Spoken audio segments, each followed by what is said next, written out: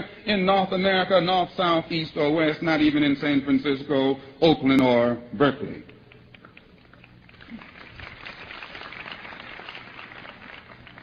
Has the government's efforts to bribe our people with token integration made our plight better, or has it made it?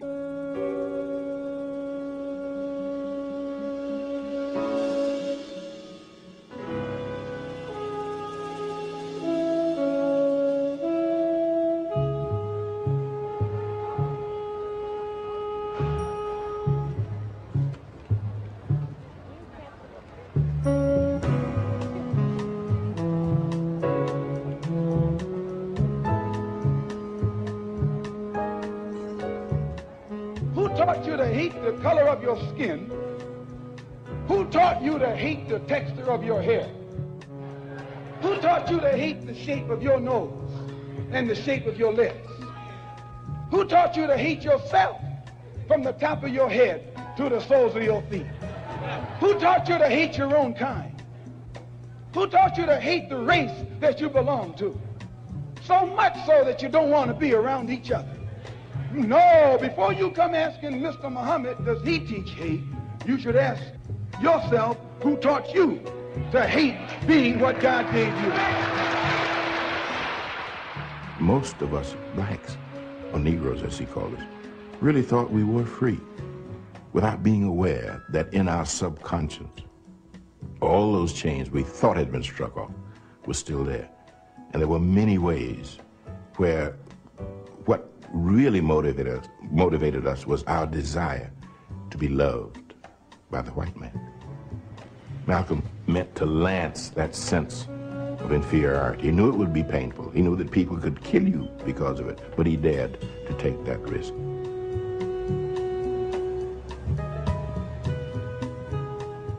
He was saying something over and above that of any other leader of that day.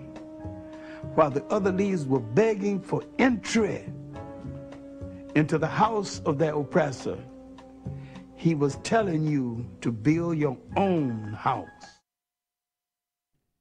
Build your own house. What it is, is Thursday night.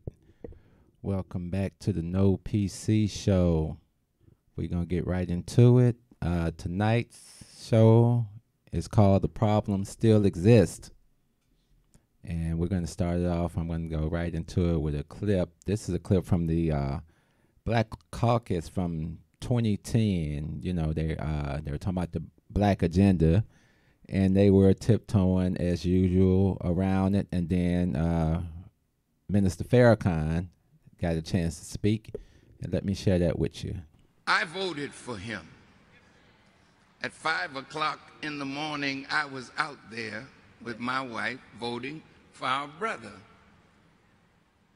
I, like you, am very proud that a black man sits in the White House.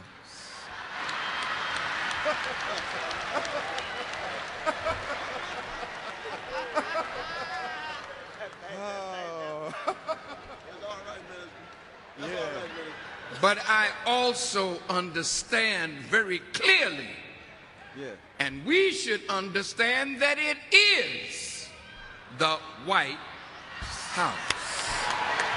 And until we exercise power to force that house to address our agenda. Now remember, our dear sister Julianne Malvo mentioned A. Philip Randolph. Man, that was a long time ago. And the cry was jobs and justice. In the March on Washington in 1963, the cry was jobs and justice. In the 20-year anniversary of the March on Washington, the cry was jobs and justice. We are now in 2010. And what is the cry? Jobs Well, wait a minute. How long are you going to sit around begging white people to do for us what we have the power to do for ourselves?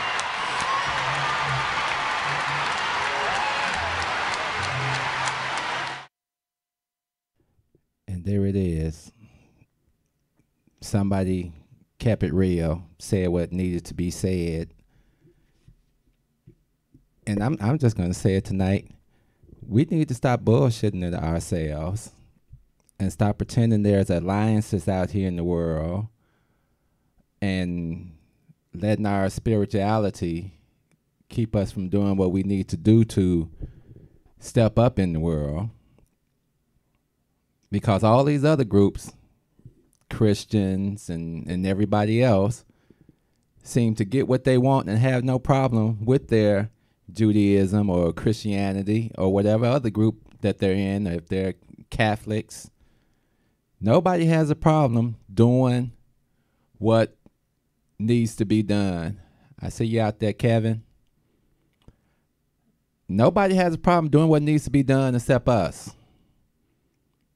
And then we get all these gatekeepers and such to keep us in a stagnant position. And it's gotten very irritating to me, but at the same time, like I was speaking to a brother this morning, we are so divisive if people don't want to do it our way. That's the problem. We all got to come to the conclusion that we all came over here on the boat tied together. Maybe if we could have worked together then, we could have got off the boat. But there were a lot of mutinies and a lot of shippers died and a lot of people did attempt that.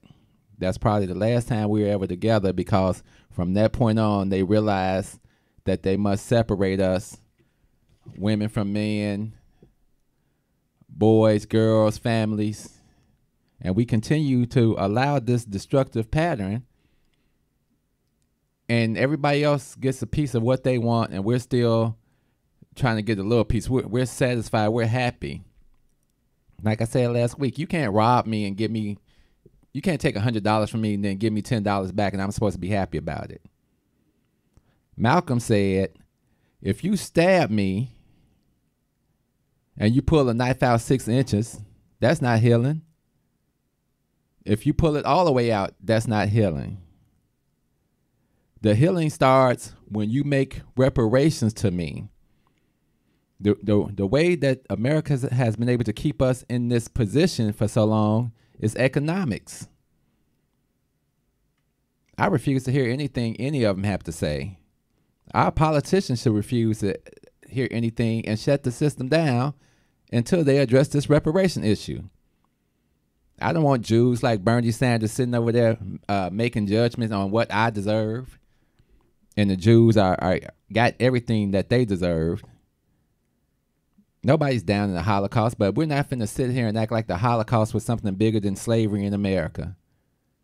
Miss me with that. But they got land, factories, money for years from them that did it to them and from America. So miss me with that. So they were repaired. The Indians got casinos, but I don't call that a real reparations deal. But they get college funds and all this other stuff. When they imprisoned the Japanese, they gave them something. But we continue to allow these people to sit around and act like slavery was okay. It's all good now. Everybody got a job. There's some things that damaged us in this country. Integration destroyed us. Why did, I don't know whose idea it was from slavery to say, let's continue to mess with these people. Let's continue to put them in control over our lives, because they accepted the integration, because integration still allows us to control you. Even when we did the separation, we were better off being separate. We had towns and people were learning and doctors and lawyers and thriving. And then the same bastards that had us in slavery came in and destroyed all that, and nobody went to jail for any of it. Nobody went to jail for any of it. In any town throughout Florida, look up from 1910 to 1930. All the towns that were rioted, they say riot, but we weren't rioting. We were just trying to live. If we did win a political office, they would run you out of the office, run you out of the town. Then you had these foreigners that come over here and they're like, oh, sorry we lost the video on Facebook. I'm going to try to restart it there. Well, y'all should come over to this other side. We're going to try it again. Give me 1 second, people.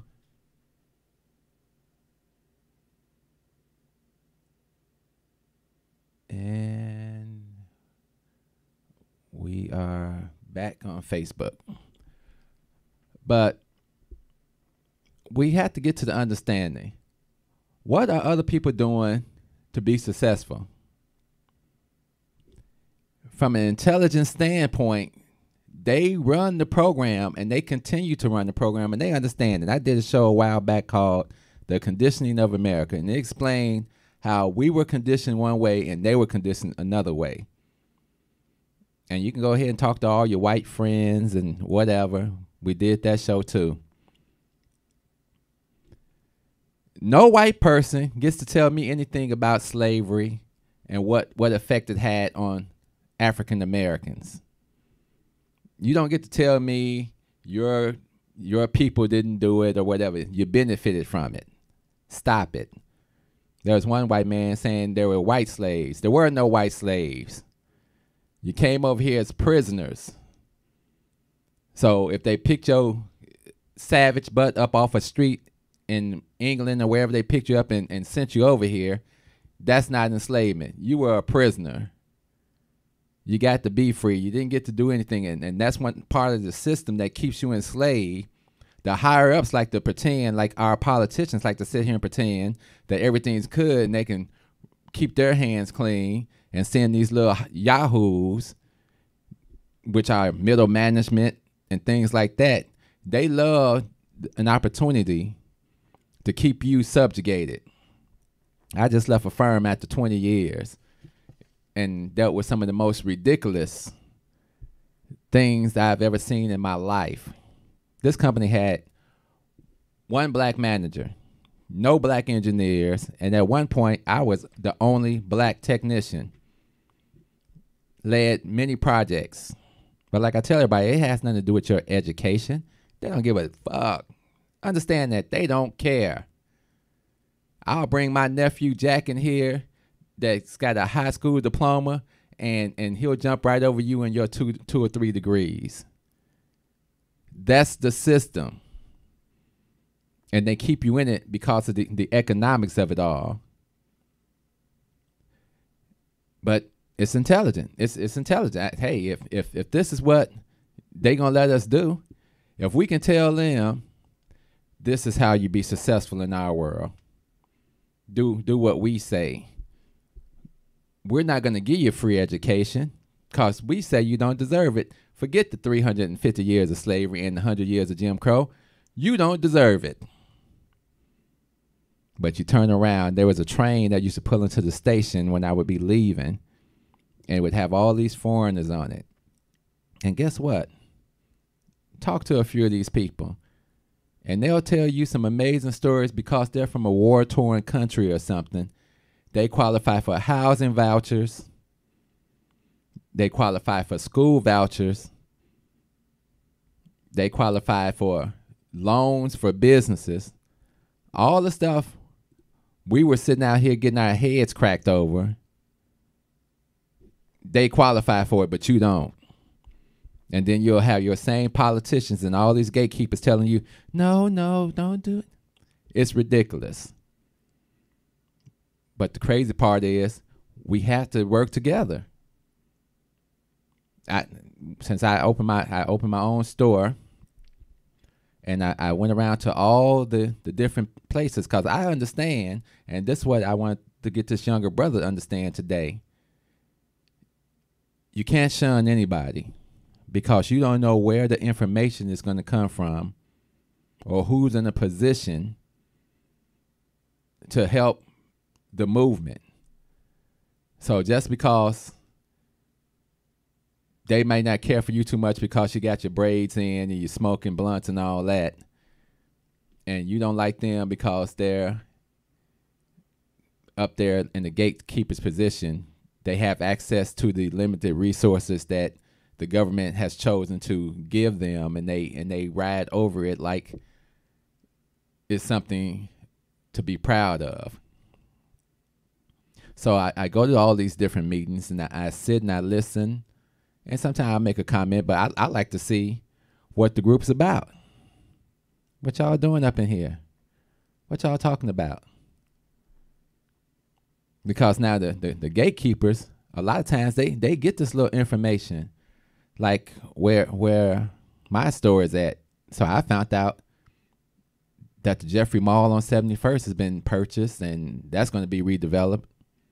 Probably not by us, but it's going to be redeveloped. This project is going to be going on. Then at the South Shore Cultural, well, it wasn't the Cultural Center, it was South Shore Book Club, Block Club, not Book Club. And they were talking about things that they wanted to do. And then this young man I was talking to today, he's from the Revolutionary Group down the street, which I don't know how the Chinese people are in there, but you know, we can't knock anybody. But what we can't do is to allow politics to keep us separated. We can't continue to sit around and say the Democrats and the Republicans, because guess what? Neither one of them care about us. Well, it was the Democrats that put you in slavery. No, it was white folks that put us in slavery. It was white folks that denied us when we ran north. Oh, it's no slavery up north, but guess what? We still gonna treat you like shit. So don't give me this revision of history that you want to give us. Even at the firm I used to work for, and they had the bylaws, and it used to be a Southern firm, and we just, after 50 years, we just don't agree what's going on here. So we're moving up north, and we're getting away from that. 50 years, you made a lot of money. Just like America made a lot of money. Which we're imprisoning us for centuries and centuries of free work. You don't think that's free money? You weren't paying nobody. Oh, well, we had to take care of them slaves. We had to feed them and stuff like that. Really? I kidnapped you, and I thought that I wasn't going to have to do anything but beat you. Destroy your families, all this. Let's get to the point of telling our children and everything. I really don't believe in politics. Politics, that's why this show is called the No PC Show. It's one of the weapons that has kept us where we are. If we're going to politic, we need to politic with each other. If we're going to play the game and deal with these people, we need to deal with these people in the same manner they dealing with us. Let's smile on their face. Yes, that's great, Bob. Terrific. Can't wait. All the time taking our money and putting it into places that it needs to be. We got to start believing back in our brothers and sisters. I don't get where I got to sit and hate you. Now I can hate the activities that you're into, and it's my responsibility to talk to you. Since I've been down here on 71st, I've had an opportunity to talk to a lot of people. And I tell them my position, they can tell me their position, and we can still have a mutual respect. The crackhead lady, the cigarette man, the young man. You can't sell me these non-black contributions that you make into society. Standing in front of the store is not a contribution toward helping your people or helping yourself. The cigarette man is the most popular dude at 7 o'clock in the morning on 71st Street. I had no idea cigarette selling was that profitable, but they better be careful because we know what happens to Eric Gardner. I actually had an opportunity to meet Vita Sterling, who is the aunt of Alton Sterling. Came in my store the other day, and we were talking about the situation that happened with him. He was the young man down in Louisiana who was selling CDs in front of the store, and we all saw the video, and we saw the murder. But, of course, they would let go. And that's a trend. It's still a form of lynching. There are over 3,500 documented cases of lynching. Who knows how many undocumented? And we're talking during slavery and Jim Crow. That destroyed a family's line there. But these people tell you, oh, no, that didn't do anything to you. That didn't affect that your great-grandmother's husband or father was killed and no one was there to help take care of the family. I mean, she was resourceful. She did what she had to do. You should still be successful in our mindset.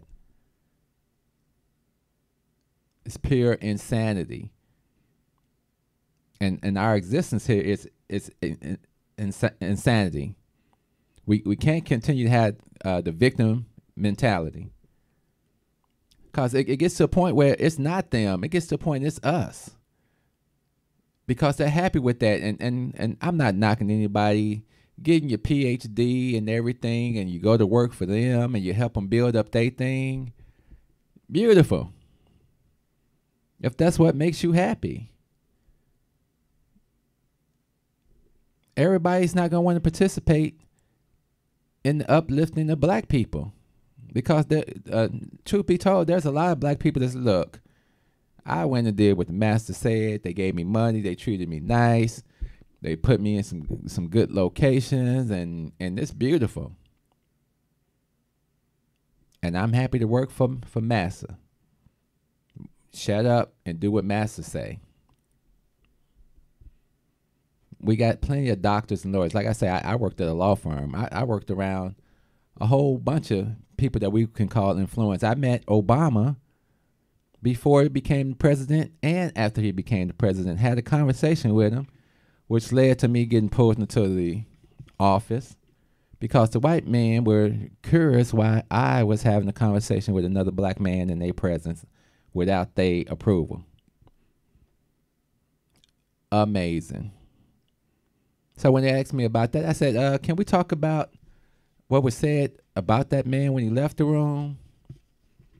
Can we talk about the comments that were made about Martin Luther King being a worthless person that never made any contributions to society? And no, we shouldn't take Martin Luther King's day off. But we'll continue to come in. We'll give everybody else off, and we'll come in. And so we want to be politically correct. A term that we should run from. Political correctness is nothing but another Klan sheet that is used like a sword to keep everybody in their place. Now they have the nerve to even tell you that you're politically incorrect. I was talking to someone one day. I said, look, I grew up in a world. We call this dude Fat Rob. We call this dude Black. We call her Nana. Banana. We even had a friend called him Puerto Rican Bobby. Political correctness was not designed for us. It was designed for them because they always need a place to run and hide. And then they want to define what they do for us and call that fair. Now you're seeing all these commercials, these ambiguous commercials where you can't tell if a person's black. Surely they're mixed. There's a lot of mixed commercials. Let's throw a few blacks in there. Let's take a Michael Jackson song. Let's take a Prince song. Let's take a Whitney song. Let's put it out here. Let's kumbaya. Meantime, most of the firms and their diversity groups on their firms are laughable. The diversity doesn't exist with us like this. No, the diversity is the immigrants and everybody else that's here now.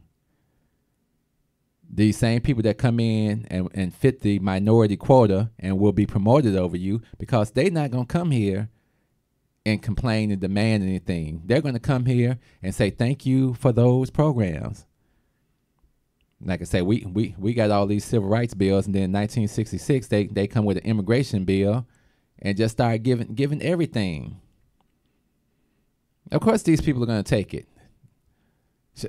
Should we be mad at them for taking it, or should we be mad at the government? We should be redirecting our programs, our thoughts. And you know, and it's hard. You know, I'm not against religion because I'm a Christian, but I am going to be against certain things that happen in my presence. Like we have the Obama Library coming, and they still haven't signed the community benefits agreement. And I went to church, and I've already told the story. I went to church because I was in the room with 75 people. There was only 3 black people in the room. And I watched these people sit up there and divide that cake. And then they come and tell you some story about, oh, you're going to get 52% of the contracts. Which I said, that's just an easy way to steal. You're not going to go to that neighborhood and tell them that they're going to get 52% of the contracts. They're going to get 99.9% and look at you like you crazy. But we'll accept, well, that's better than nothing. Then don't let them build it. I like fishing over there. It can stay a fishing hole for all I care. Why are we building a library for, yeah, he's the first black president, but I expected so much more from this guy in the second term. Hey, T, I see you out there. We got to stop accepting bull crap and going along with it. I was at a meeting and someone said, well, try to get a small victory. Try to get a pothole fix. What the hell I'm looking like trying to get a pothole fix when we got real problems throughout this neighborhood? We're not going to play this political weight game. Oh, let's wait and see what they give us. Don't nobody else wait and see if they give it. I did a show one time, and I was like, I wish I could put a sign up and call it Blacktown and start building. Then I found out there was a Blacktown. A black politician made some deals with Nixon. He had to go out there and campaign for Nixon, and Nixon promised all this money, and they started building Blacktown. But guess what? Once he got in, he was like, screw Blacktown. The funding stopped. There was also in 1972 in Gary, Indiana, we had a coalition of black people from all over America came together to put together the Black Agenda. Because you got to remember, all the real black leaders that existed before affirmative action and all this type of stuff, which affirmative action was just another placebo. It made it look like things changed, and it changed for a few people, but overall, on the whole, white women benefit more from affirmative action than black people. And you can look it up. I'm not going to put these things on the screen. You look it up. Black people benefit from affirmative action least than anyone. But we were out there in the streets getting our heads busted to get it. We're out there in the streets getting our head busted to integrate. That's one rule about community. You can't call it your community if you don't own anything in it. I don't go to these Arab institutions. Period. I don't frequent them. And if I had more options, I wouldn't go to any of the white institutions either. The Walgreens and all this, but you know, that's the way the world is set up. But if we don't frequent these people, then their stores don't exist in our neighborhood. And from that standpoint, then they can't conduct business in our neighborhood. And we should be preparing to take over those locations. Your government is giving them money. I've gone to the small business development centers and the Chamber of Commerce, and this is what they do. You can get $200,000 to open a store in your neighborhood. Of course, you got to qualify all this, but I don't know how all these foreigners come over here and qualify when they don't even have a credit rating. But maybe that's something I'm missing. So They come over here, get all these benefits, open up stores in your neighborhood, and you continue to give them your money. It's just like the boycott, the Montgomery boycott. They said, we aren't going to give you money to treat us any type of way that you want to treat us. Stop boycotting stuff that makes no sense. Say, I'm not going to, and I've been doing it for years. I didn't just start doing it now. When I stayed on 61st and Vernon, there was a store at the corner. I cursed them out, and I never went back again. They bought the Harrods over in Hyde Park, cursed them out, never went there again. Now when I walk in, if I see foreigners like J&J, no. I'm not spending money with you people. These people have bought up most of the property in our neighborhoods.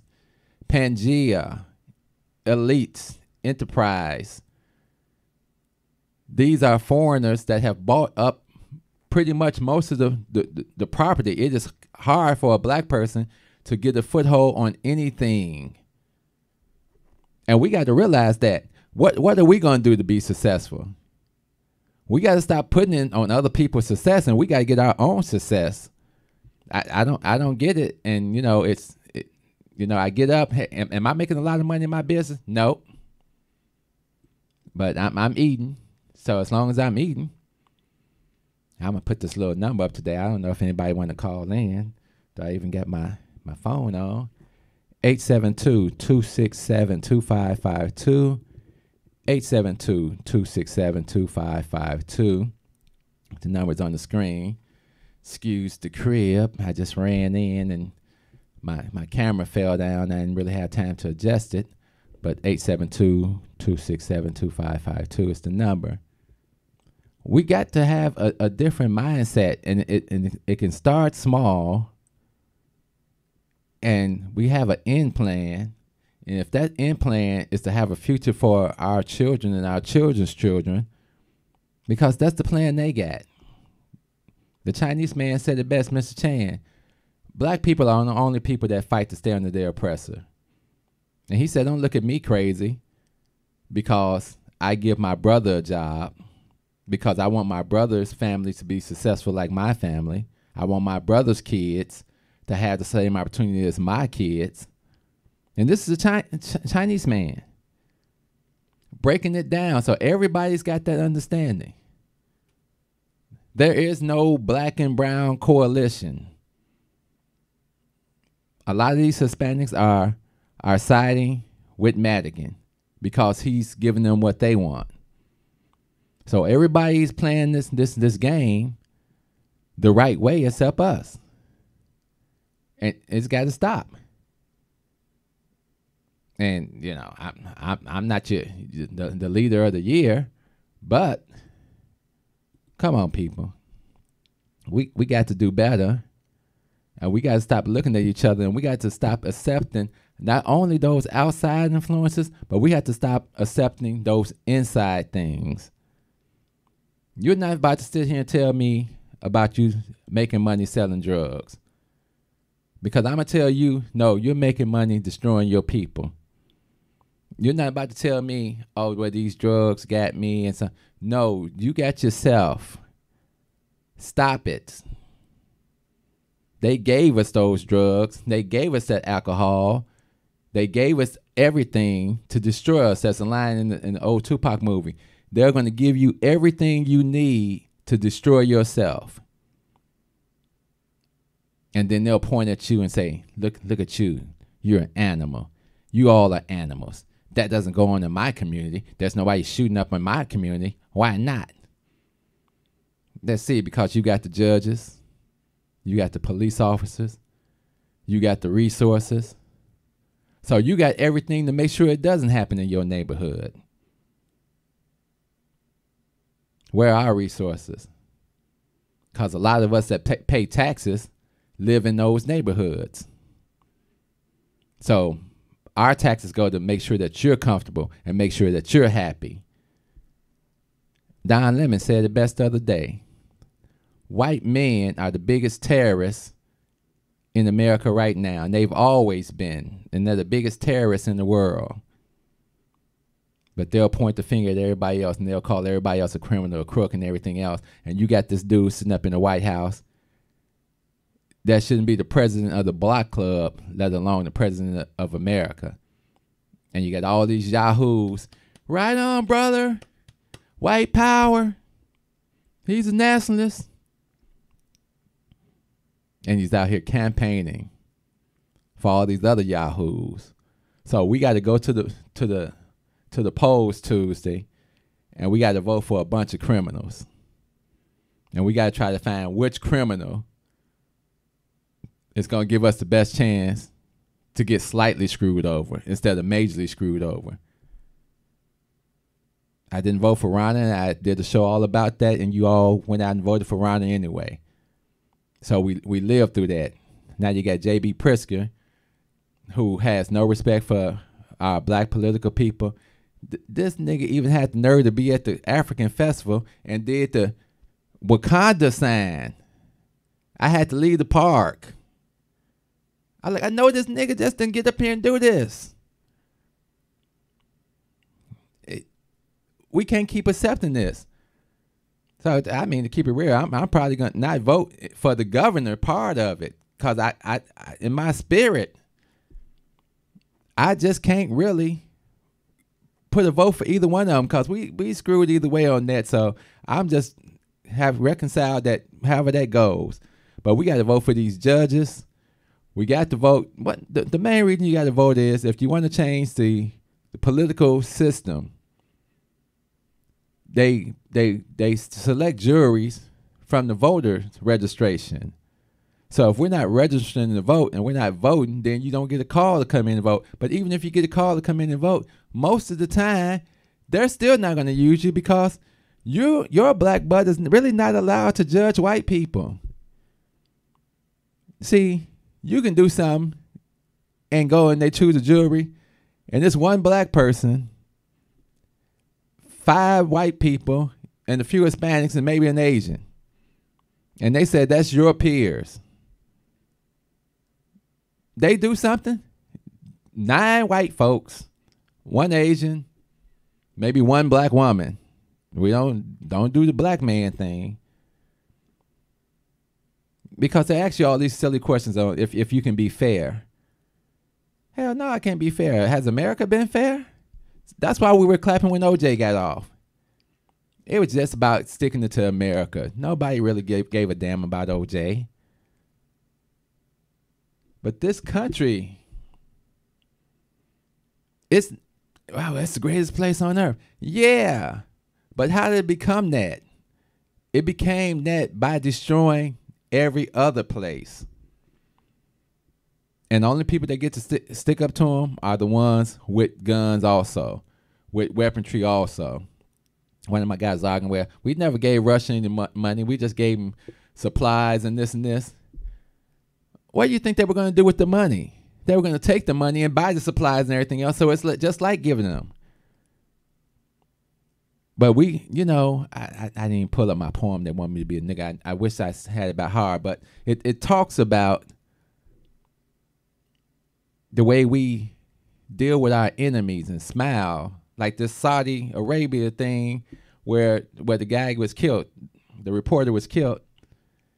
And first they tried to lie. Now they're saying, we killed that nigga as soon as he walked in the room. We chopped him up, everything. But, and everybody's like, oh, okay, well, we don't want to make an international thing. We got billions of dollars wrapped up with these people. So what's going to happen is that nigga dead. And we going to be stopped. We done talking about him. Let's keep it moving. See, because that's how America works. In America, a lie can be lived freely out front. And while they live that lie freely out front with your president, they bury the truth and they bury you. Love, peace, soul.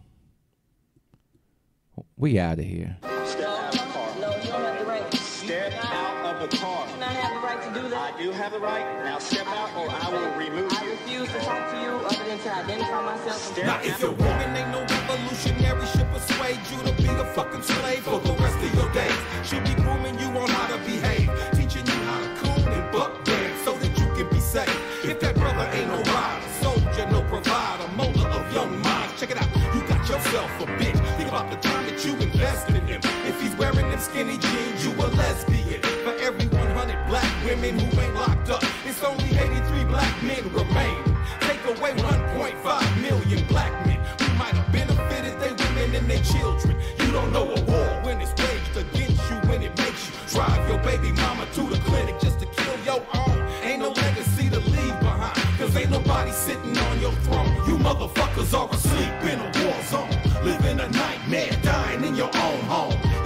stop, you gon' lose what you got left. I'd rather die trying to fight for my last breath. Freedom or death, you asleep in a war zone. Living a nightmare, dying in your own home. If you don't fight, you gon' lose what you got left. I'd rather die trying to fight for my last breath. Freedom or death, nigga. Sandra Bland was a rider. She wouldn't have committed suicide, and you a motherfucking liar. It would not be wise to stop when you hear sirens and you see the police behind you, but you don't wanna die. They gon' shoot you if you run. They gon' say that you was going for the police gun. That's why they shot you like 120 times, but you was still coming, so they put another bullet in your lung. Them devils got you praying while they murder, because they know you on that bullshit. They steady with them full clips and body armor. They kill your women in the street, cause they figure you too weak to do anything about it. You some shit, getting fucked in your sleep. They poison you every time you brush your teeth. You don't care, you behave like a slave. A bitch from the cradle to the grave, on your knees with your hands out, begging cause you won't. You motherfuckers are asleep in a war zone, living a nightmare, dying in your own home. If you don't stop, you gon' lose what you got left. I'd rather die trying to fight for my last breath. Freedom or death, you asleep in a war zone, living a nightmare, dying in your own home. If you don't fight, you gon' lose what you got left. I'd rather die trying to fight for my last breath. Freedom or death, nigga.